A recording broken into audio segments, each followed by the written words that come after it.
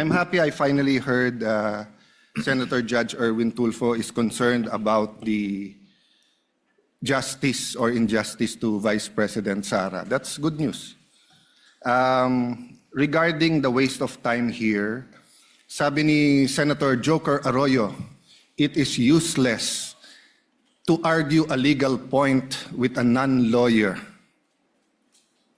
When Senator Marcoleta brought that up here, nagkaroon ng commotion. Senator Miriam stood up here many times and said, kaya ka nga nagpo 4 years na law school at nagbabar. So let me give my own interpretation. The impeachment court is formed with lawyers and non-lawyers. And we interact, and it's for everyone, and we're equal. But if there's an engineer here or a doctor, and they talk about medical principles, I have to either study and argue on medical principles. Hindi ko pwedeng sabihin, hindi, ganito lang yan, logic lang yan, etc. Diba? So, ang legal principle natin today is simple, integrity ng court.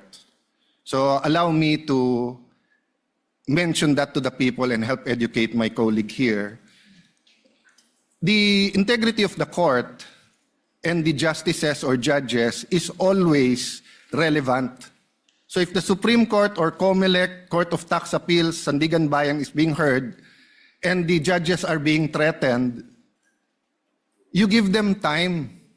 So we cannot take the impeachment out of context. May nangyayaring flood control scandal, may nangyayaring gulo sa Team Unity na hindi na united ngayon.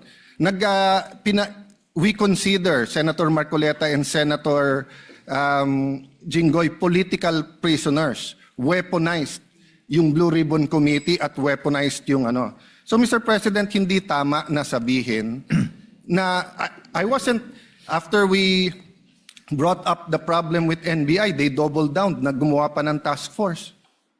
I mentioned 2 colleagues sa Salian, I didn't accuse them. Sabi ko lang, just like Vice President Sara, just because tumaas ang SALN, can we already ask for the BIR, for the AMLA and the bank accounts? So sabi ko, yan ang i-discuss namin sa Monday. Nag-react na, nag-accuse. I did not take up your accusations here today. Si Secretary Vince Dizon, 3 beses na nag-verify sa Taguig. Sinabi na 3 beses na walang ghost. Ngayon, i-verify ulit.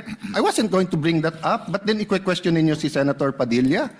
It was all over the news na hindi niya inintindi or he snubbed the ombudsman. I was going to stand up before Senator Erwin stood up just to say, may registered mail. So nung una pa lang, 5 minutes si Senator Tulfo, so I'll take the 5 minutes also if you don't mind. The gentleman may proceed and kindly be mindful of the time. Yes, I will now. So I'm just saying, Senator Padilla just stood up to say, sumusunod siya sa batas. Tapos, kaya humaba to dahil nga hindi importante ata dito yung integrity ng judge. Lastly, kaya sinabi kong it's useless to argue a legal point. Ilang beses ko na narinig dito. It's our job to clear or prosecute the Vice President. Hindi po. It's our job to try and to decide. It's the prosecution's job to try to prosecute, and it's the defense job to convince us na wala. Our job is to try and to decide. And when you decide, you acquit or you convict. Why is that important? These are legal terms. Hindi pwedeng yung nanonood na law student ngayon sasabihin, trabaho pala ng judge to clear or to prosecute.